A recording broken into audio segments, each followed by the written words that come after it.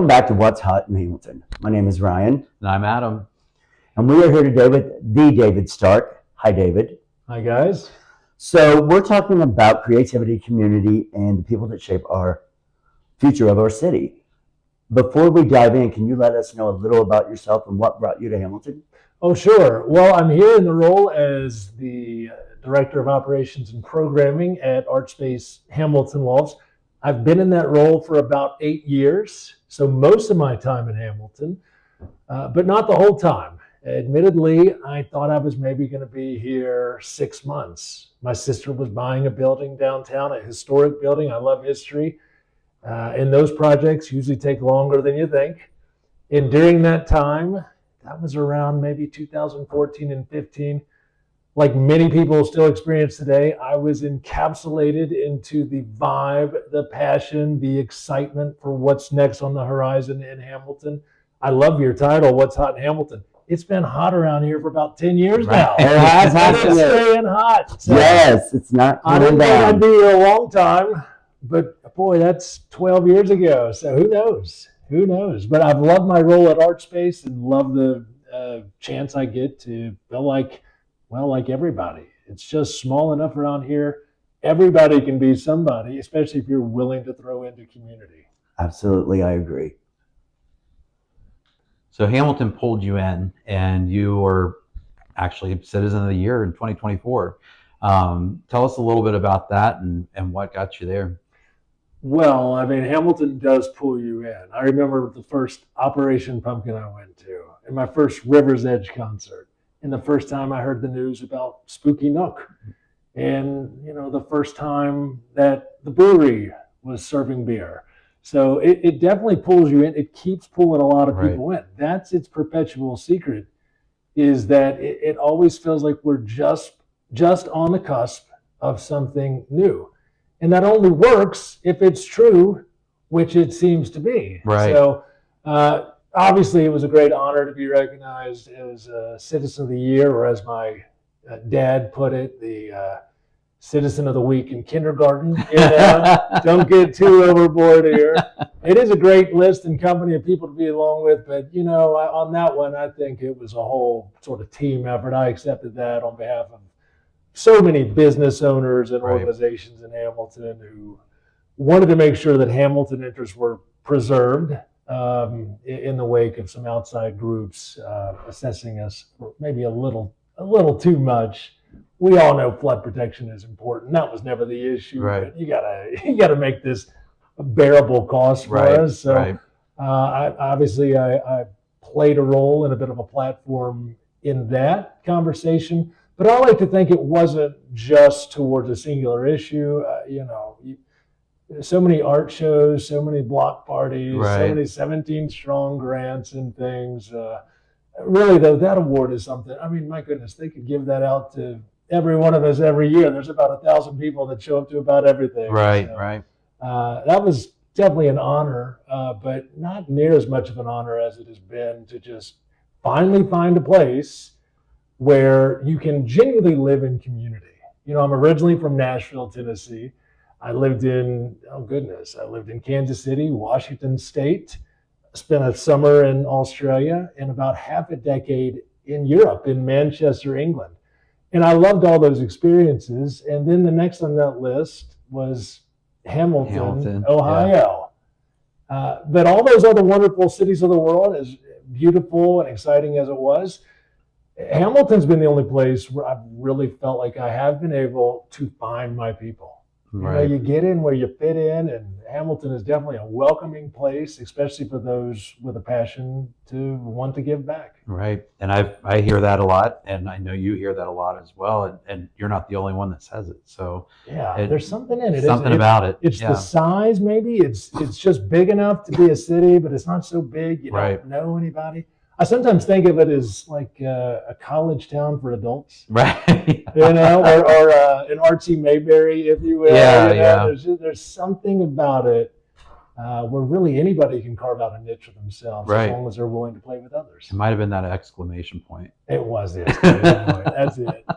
Well, Hamilton's definitely lucky to have both of you. They're very fortunate because you guys really step up for the city. If there's an event you two are there, and you two are getting involved. And you're both professionals, but you're taking the time to do 15 things, and then you're thinking of the 8 next things you can do. And I appreciate both of you. Taking the You've list. inspired me. Well, same. You came out the gate from sort of nowhere, and look at you. We got a whole podcast going. That's what I love is people take their own initiatives. You don't have to just fit into anybody's box. I like it better when people do sort of start their own thing. It's sort of the old West around here. There is still claim for stakes. I mean, you can still carve something out for yourself. I think of a lot of other influencers like you and yourself. Chrissy Angel, she's coming out. Yeah. Rose Hurley, It Takes a Village.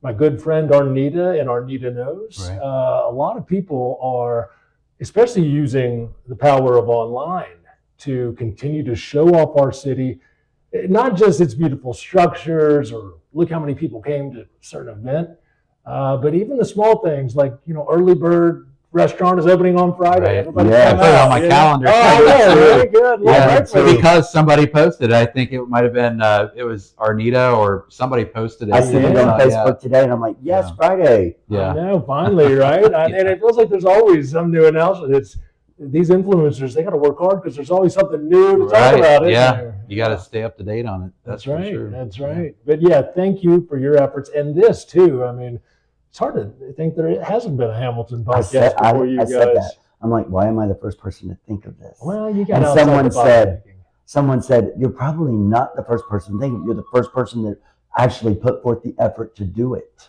That's right. I am a big fan of doers. That is, a lot of people get in these meetings and there's a lot of great ideas, and then it's your turn to talk and your turn to counter that. That has a place, but I'm really a big fan of doers. To that point, I was so glad to see my friend Candace White receive the Yeah. Kathleen Klink Award for Yeah. Neighborhood Leadership. I mean, from the Juneteenth Festival to the Black History Month Gala to all the Blues on Bailey's concerts in the Riverview neighborhood. I mean, she is a great example of somebody who doesn't just talk about it, She does it. but does it. And she uses the resources that are freely available under Right. the 17 Strong Grant Program and a lot of other good partnerships group to do it. You're not on an island out here. Right. But at a certain point, you've got to take the effort and the action Right. to do something. So Hamilton, to me, is a city full of doers. Yeah. Oh, I agree. Connecting on purpose was fun.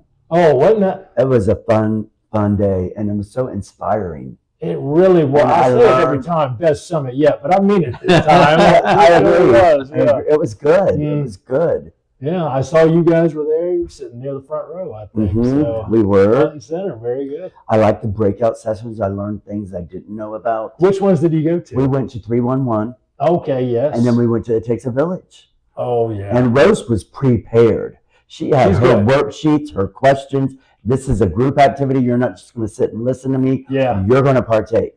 But that class inspired me to start something new that I've discussed with you. I'm not going Yes. to talk about it here today, but Yeah. I love connecting on purpose. I agree. It's great we have a context for that to happen. I mean, well, I think Brandon Sarber had reflected, in some of those first 17 strong meetings, there's about 4 people showed up. Right. You know? Right. And it took some time. I mean, Yeah. it was several years. I had heard about those guys. I think Artspace got a grant through 17 Strong Mhm. before I was even here for our Yeah. community gardens downstairs. And then they gave us some. We did a concert with Peter Yarrow from Peter, Paul, and Mary, But it seems like it's only been in the last maybe 5 or 6 years at 17 Strong, the ranks of the Army swell. It's snowballing. That's Yeah. right. Yeah. It's now seeing all the ramifications of the diligent and committed work of so many people like Kathy Klink, everybody Yeah. knows her, but maybe not Joanne Wallish, or Right. the Smallwoods were very involved. Yeah. And, Joan Stidham is another hero of Mhm. mine. So it's really exciting to see that a movement that is in its core meant to be about the elevation of participation by good old-fashioned normal citizens. Yeah. Finally have that. I think that's sort of rare and unique to Hamilton. Yeah. Something like that. And 500 people on a Saturday morning. He wants to go to school on Saturday. I mean, Right, I actually right. sometimes are getting in trouble, but maybe not as an adult. But I agree. It really was a wonderful time. And It was. and like with what you said about Candace, like she's just the prime example of what a neighborhood leader should be doing, and putting it into place, and putting those ideas out there, and the community that she pulled this year is just amazing. I agree. She has done a wonderful job. I was also very moved by Corey Griffin's acceptance Yeah. speech. You know, it's hard to receive the first ever Greg Bisdorf Volunteer of the Year Yeah. award. I mean, who could live up to Greg? And I love the way she said it. Well, you know, you want to be like Greg, but I can't actually be Greg, but I can be Corey. And to show up authentically as yourself each time, Right. that's really the recipe. Yeah. And Yeah. boy, she does it. She is always does. stomping around on a mission for Yeah. something. She is. Yeah. I'm really pleased with the kinds of people that 17 Strong honors, and really that the city recognizes too. Right. Tyler McCleary recently receiving the Citizen of the Year award. I mean, that guy's been involved in so many good things. Yeah. And I guess I'm not too bothered by the fact that it's another high street guy that's taken on. You know, Better he's watch just out, across the it's cross street the at Coed. street. I think we're going to have a great Yeah, you partnership will. relationship. Yeah, So, absolutely. very good. Yeah. So at the Drink Tavern, there's Yeah. a sign and it says Hamilton is home, and Hamilton is home. Yes, that's right. Now, I believe it's always been your home. Is that right? Yeah, I You, grew up Fairfield Township, and Yeah. I've had many meals at Pedro's downstairs. Oh, and baby, we still got the mosaic downstairs. Do you by the really? way. Yeah. Yeah. Yeah, I grew up in there my entire life, and I've been over on the west side about 20 years, and Very nice. yeah. And where are you from, Ryan? Hillsboro. Oh, okay. And so you moved to Hamilton about 5 or 6 years I ago? would say 3. Oh, in Ryan time, it feels like 5 or 6 because you got It so seems much like a done. lifetime. Yeah, right. I mean, It feels like it's you've been my there forever. best time. Yeah. I found a home and a family, Well, that's right. We do have that, don't we? Yeah. That's right. and we never run out of things to do ever. No, we have There too is much an stuff. event every day. Oh, Summit Day, right? We had the Summit. That would have been enough. Then we had an art show here. And then after hours, we had a fashion show here. Oh, wow. It was like an 18-hour Hamilton day. But I get energized by Yeah, that sort of thing. I do You too. know, Yeah. we draw off of each other's passions and excitement. Right. What's happening. Right. And we're shaping our future generation. I agree. I very much believe that the future of Hamilton is not yet written. There are multiple directions it can go in. We're in a historic city here. My goodness, 1791. Yeah. I mean, long before any of this revitalizing fresh coats of paint or sculptures, we had gangsters running around Right. here. Right. We've long had an obstinate history in the face of state oversight. Hamilton has definitely come in waves upon waves. I mean, we were manufacturing leaders forever. Yeah. I don't know if you guys have heard that rumor. I forget who told me, maybe one of our great historians in town, but the idea was that because our war manufacturing was so high in the Second World War, that Hamilton was actually on Hitler's list to bomb had he brought the war over to the U.S., I right? could imagine that with everything coming out of here. Yeah. Well, that's right. So certainly this is a city that has just constantly reinvented itself, new iterations. And I really like the shape of ours now. I mean, So do we're I. a tourist town. We got Yeah. $1 million coming to businesses through River's Edge alone. Yeah. All the traffic through Spooky Nook as well. And my goodness, Main Street on a sunny day, Yeah. it's like Kings Island. Yeah. The amount of people on the street. And who can say they can walk out their back door and hear a concert? That's right. Well, listen, I can crack my window out, but I still have to go. You know, it's not Yes. good without being there fully. Beer's a little colder there. Yeah, that's right. A little colder there. Yeah. David, what role do you think art and creativity play in the city's comeback? Well, I think in the latest iteration of what Hamilton is, I would say a major role, if not the role. Now, when we look back to Hamilton's revitalization, a lot of people go back to about 10 years or so from now. But in truth, it was initiatives put in place back in the 90s. Probably forerunner to that, I've got a lot of Hamilton heroes. One of them is Rick Jones. Rick Jones was the founding executive director for the Fitton Center of Creative Arts. I believe they're now, a little over 30 years old. So Rick and the teams of committees that were involved in getting us a regional art center to accompany our own regional sculpture park. By the way, did you see that Pyramid Hill, according to a USA Today poll, is in the top 5 of sculpture parks throughout the U.S. I mean, we are a designated city of sculpture and a designated city of the arts. I love all our murals across town. The Streets Parks program has just brightened everything up. Here at Artspace, a lot of our artists have done some murals too. I like that businesses are now putting up their own murals over there at 513 and Calibria Pizza. Mm-hmm. We got some out on the Doolin Garage as well. So it's a good example of how a city can lean into not just the beautifying power of the arts, and I think Hamilton certainly needed a little touch up at a certain point, right?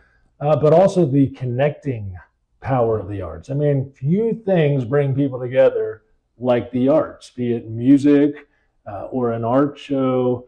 It's sort of a neutral draw. I mean, everybody's welcome around the arts, in my opinion. And I think it's fostered that sense of welcoming. So a lot of really smart, intentional people had laid the groundwork for an arts-based renaissance well before I had gotten here. I've just enjoyed being someone who gets to participate in what others had lifted up before me. Well, on Hamilton Pride, you had everybody take place in painting.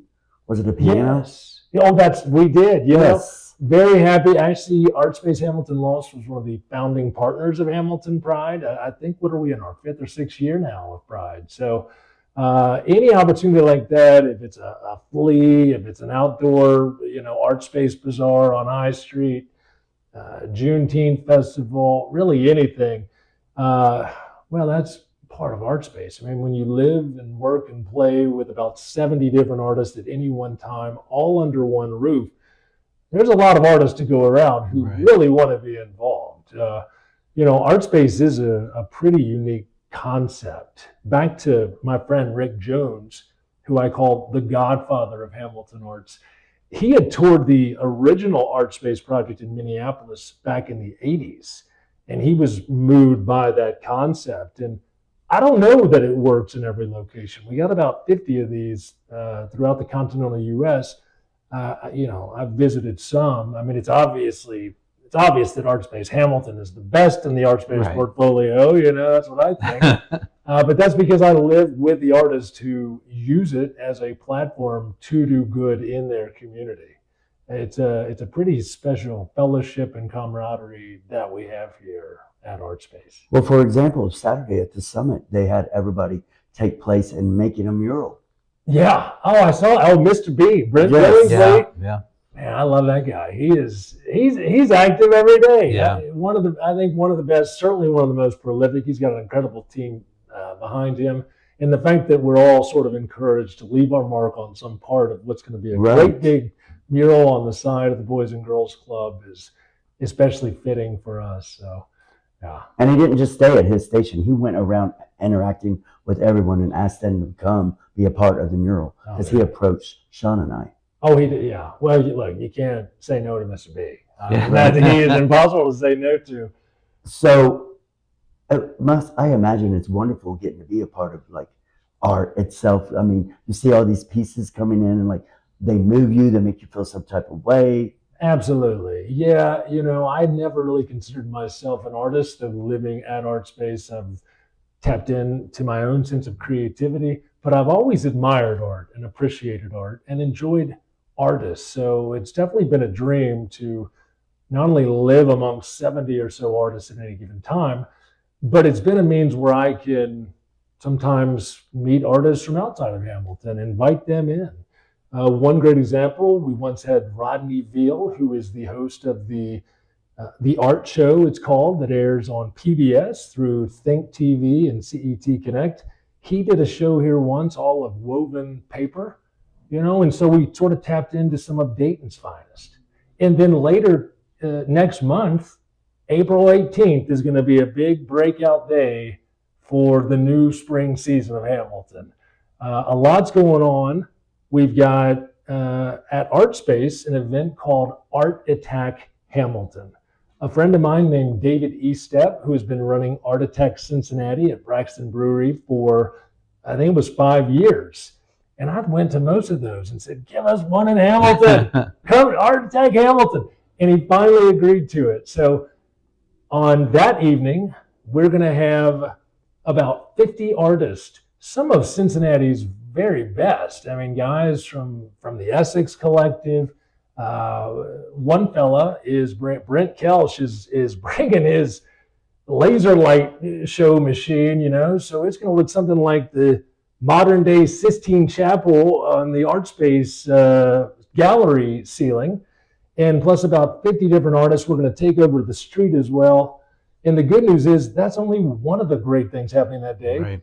I saw that you guys concert for a cause. The concert for the cause with Miss Fiorini, I believe. Mm-hmm. Yeah, no, that's a good and cause Shay for Hensley. sure. Yeah, that's right. And so they're sort of taking over. What is that? Riverfront Road and a big stage with Municipal, Casual Pine, Poorhouse, 5 concerts. Yeah, that's right. That's right. So there's still VIP tables left. Well, I came to that one about working at my Make it own. another 18-hour Hamilton day. You know, it will be. It certainly He'll will. probably make an appearance. Oh, definitely at some point for sure. And I believe that weekend is also the Hamilton Unfolded Paper Festival as well. You know, so I think it's great to have all these things happening. Every now and then, there's one of those days where just Hamilton is on fire. Yeah. All you can do is pray for good weather. Right. But if we get sunshine, we're going to show the city off at its best. Yeah. And I just don't think that's necessarily as easy as it for a Cincinnati or a Dayton. No. They've got great people, great artists for sure, great people doing great things, but there's not quite the ease of connection and solidarity to operate. Right. And like you said, like the Mayberry effect, like you go down Cincinnati, it might be on this side or that side of town, but here it's like you can drive up High Street and see 15 different things going on. That's right. So, And we're just a block or two away from all that other fun down there on Riverfront, and Unfolded goes all over the city. So mark your calendars, everyone. April 18th in downtown Hamilton is gonna be an exciting time. Rain or shine. That's right. So tell us about Artspace Lofts Hamilton and what makes it such a unique place. Yeah, well, I mean, first of all, the building we're in is historic. Originally constructed in the year 1900.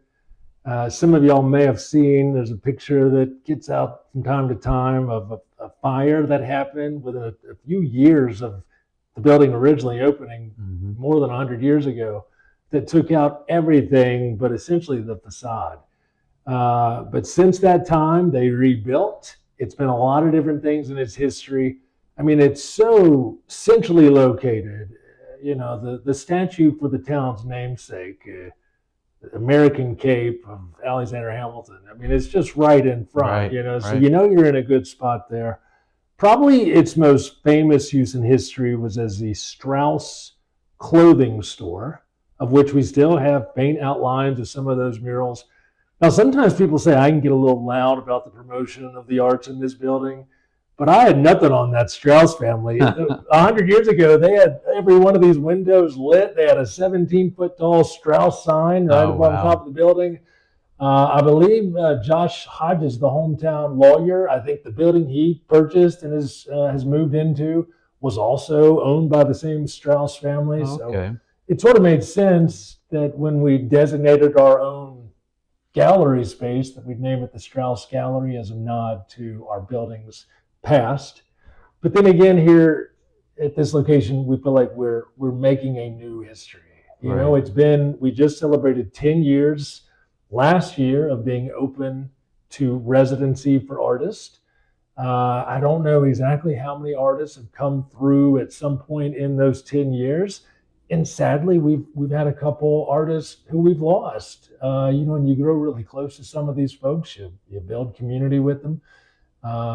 So, when death happens, or even when somebody you love moves on, it can feel a certain kind of way.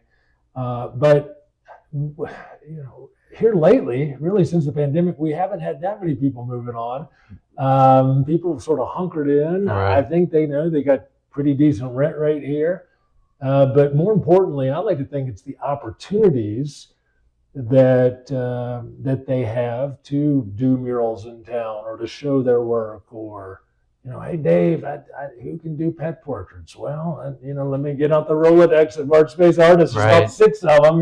You want a sci-fi version, or Right. what kind of What do you pet? need? Yeah, let's get specific here. So it really is a great concept. A lot of people think, man, all these artists live in one place.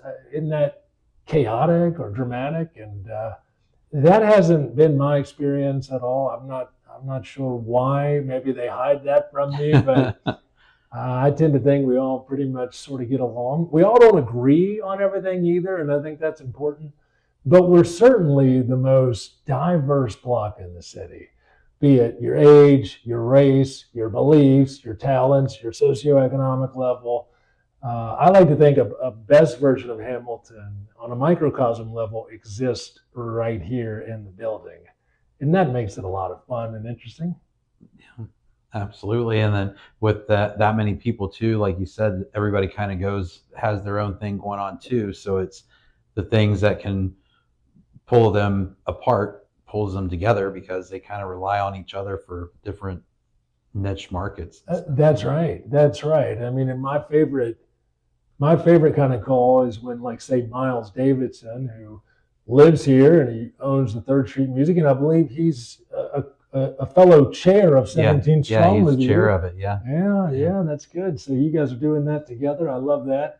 But I love when Miles calls and says, "Hey, Dave, I've got a great idea. I want to do this. I want to do a Grateful Dead tribute band. We act it, when? 2 days from now? Oh, good. You know where the key is, right?" Right. I used to think I had to manage all this, and now it's like, no. Let other people play. Right. Because right. these guys have just as good of ideas, if not better. Right. So that's something I've sort of learned too, as being here. We've got so many different people, and it's not just Artspace residents. It's a lot of different people who make use of the Strauss Gallery for one purpose or the other. Fortunately, there's a lot of venues in town for people to do good community-centric stuff. Yeah. What do you think people misunderstand about community leadership or city involvement? Misunderstand about it? Oh man, I think a lot of people see the good things that are happening on social media or with their own eyes, but they're not sure if they would fit in. How do I break in? Go to a meeting. People don't want to do that.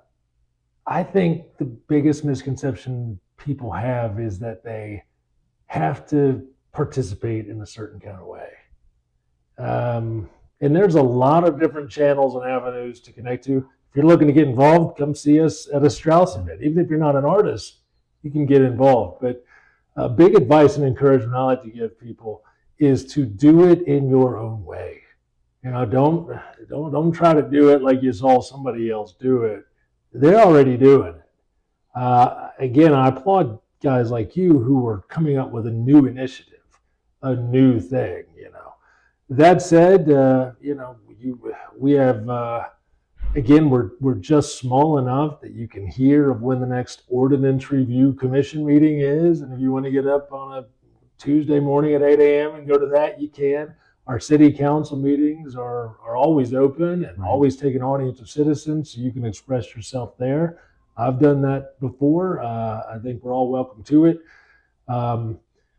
But there's sort of this sense of, how do I begin at the bottom?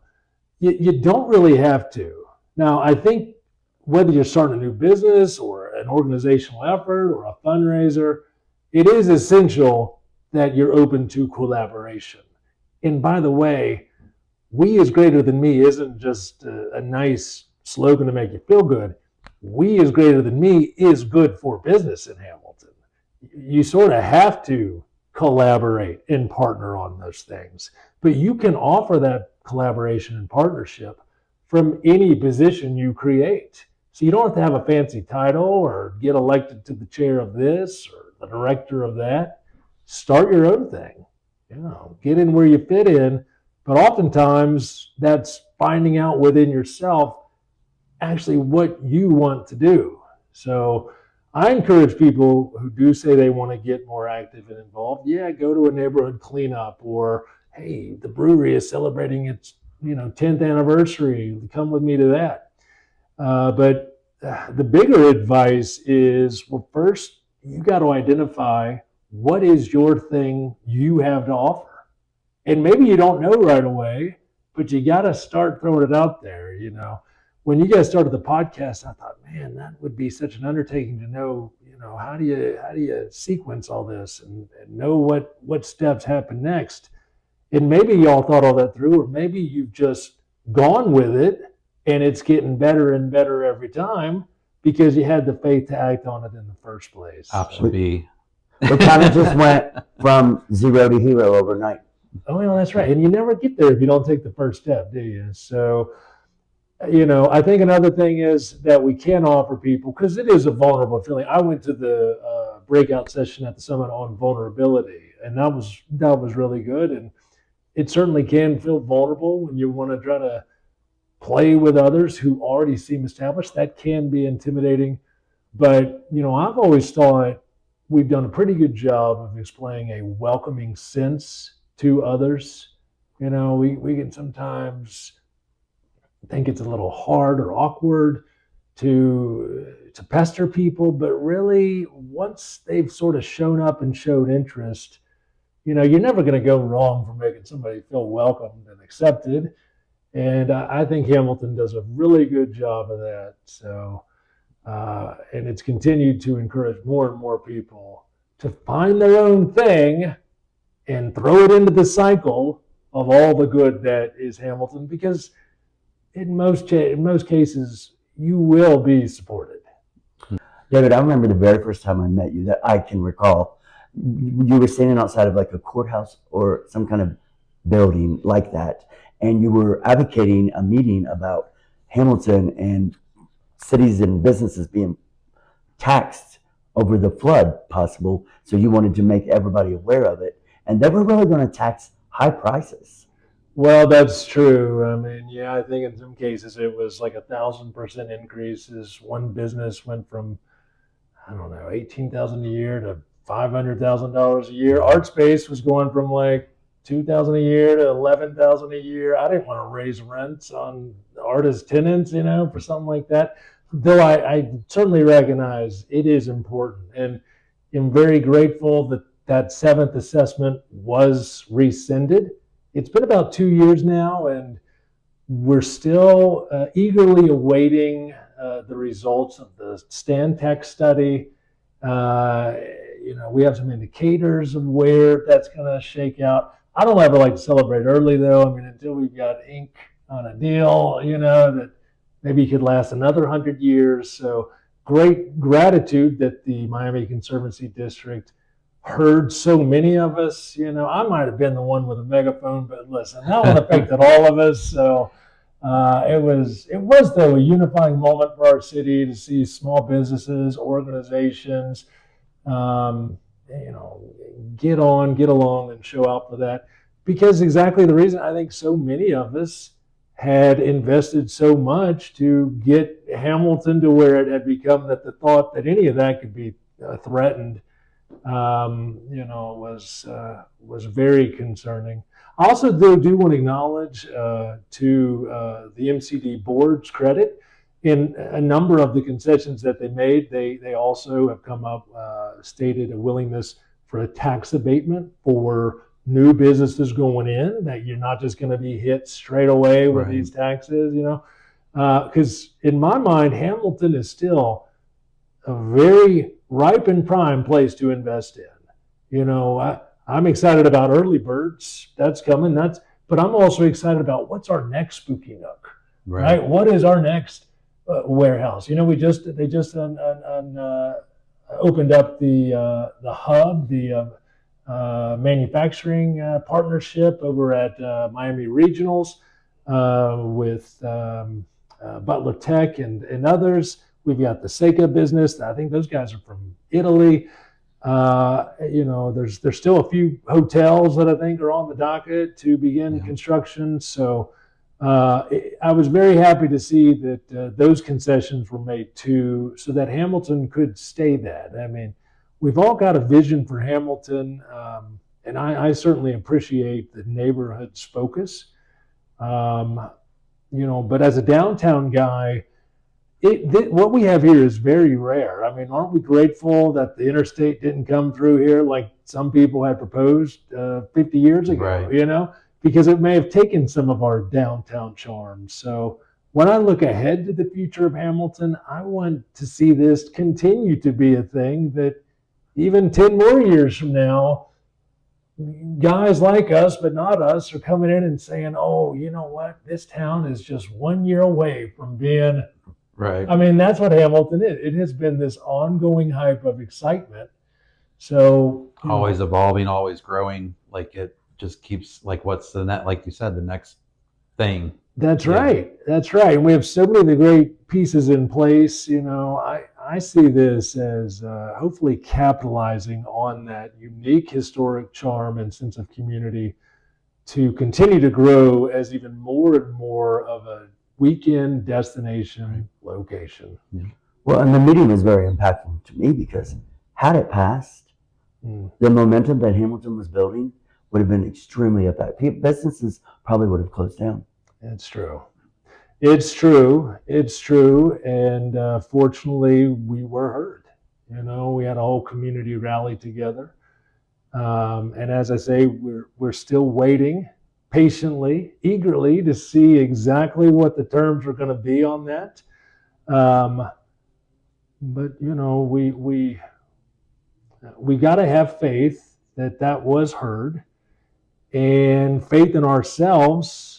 Once that is inked, to know, okay, we are reopened again. Bring us your big business, bring us your small business, Right. bring us your orgs. Because the momentum of 2015 is just as contagious in 2025, and with any luck and a lot of passionate people, it will be just as exciting in 2035 as well. So I'm kind of new to Hamilton. Do they have like a motto, a tagline, like Hamilton shows up? Is there a certain phrase? Well, that's a good If question. there's not, we need one. Well, we had that exclamation point for a while. The exclamation point gets a lot of hate, but I thought it was brilliant. In fact, I was once the communications chair of 17 Strong and helped with a little logo rebrand. Yeah. And, we kind of reincorporated the exclamation point in a playful way. But who was it? Was it Ty Smallwood or Brandon Sarber at the summit who really echoed Mayor Moeller's words at a previous event that, well, we're now earning that exclamation point that we had once assigned ourselves in the past. So, I think it was Brandon, that brought that up. Well, yeah. Brandon would know a thing or two about that. Yeah. So, Dave, you've been involved in a lot. You've had your hands everywhere in Hamilton. What's your next thing, and what are you going to be chirping about? Well, I do tend to chirp. I'm not really directly attached or connected to any of it, so I do enjoy my freedom to speak my mind. And more recently, I have been speaking about the issue of our prohibition on granting licenses to operate for marijuana dispensaries. Now, listen, I'm not going to die on that hill. I'm going to behave, everybody. I'm going to try to behave. But just purely looking at it from the lens of, well, the Hamilton I know, it's kind of cool, and it certainly is a city that could use the money. I think just 10 minutes away in itty bitty 7 Mile, they're getting a lot of money out. A lot of money. They just got a check from the state for more than their 2021 to 2024 operating budget, because they merely allowed a license, and you don't have to smoke weed or take gummies or drink it. You don't have to participate to agree that we citizens of Hamilton, who actually in Butler County voted at even higher levels of approval than across the state, just grant a license. Right. Because, I don't want to go to Monroe or 7 Mile or Oxford and give those guys my taxes. I want to buy my pot in Hamilton. Right. You know, and I want people who drink beer to buy their beer in Hamilton, you know, Makes and people who sense. buy tchotchkes to buy them from my sister in Hamilton, right? So it's just to me another way to show not only that Hamilton can support itself and we're open to new ideas to bring in new revenue streams, but also even that can be a stickler point of city pride.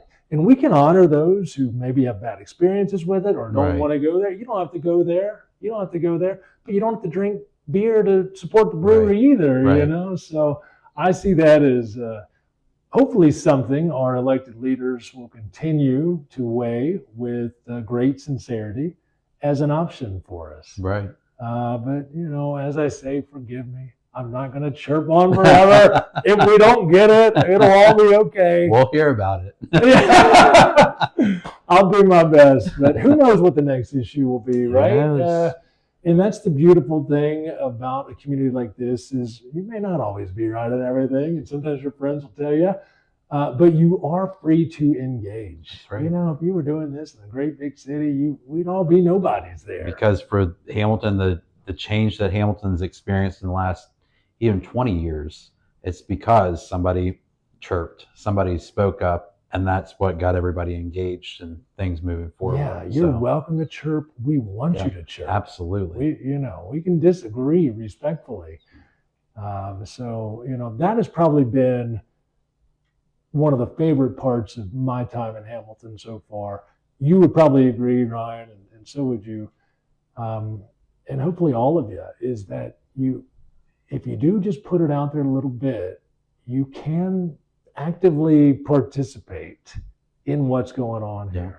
And that's a real privilege. One person can make a difference. Well, that's right.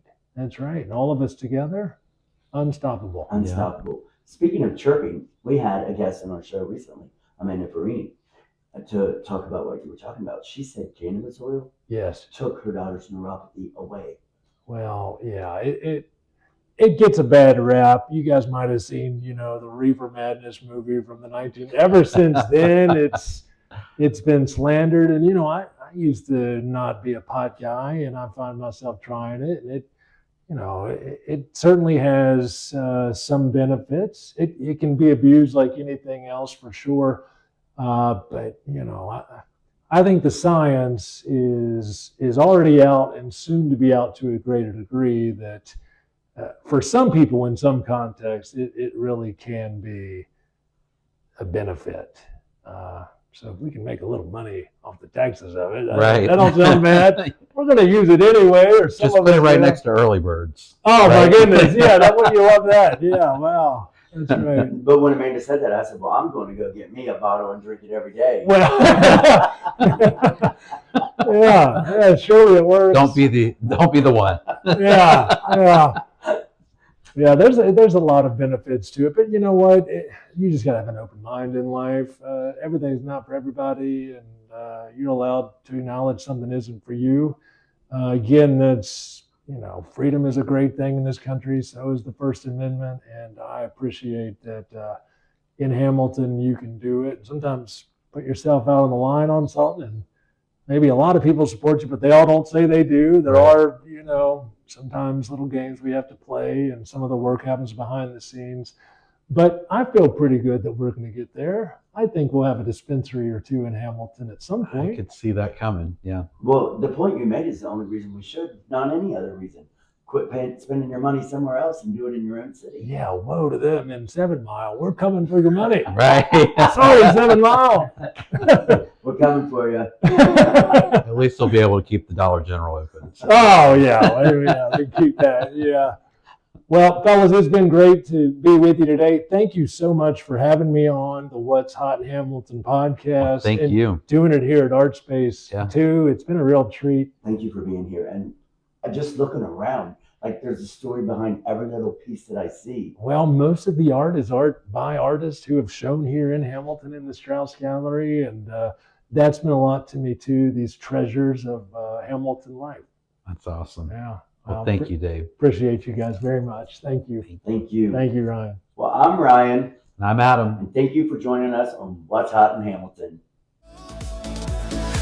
From local shops to packed out rooms, small businesses making big time moves. Restaurants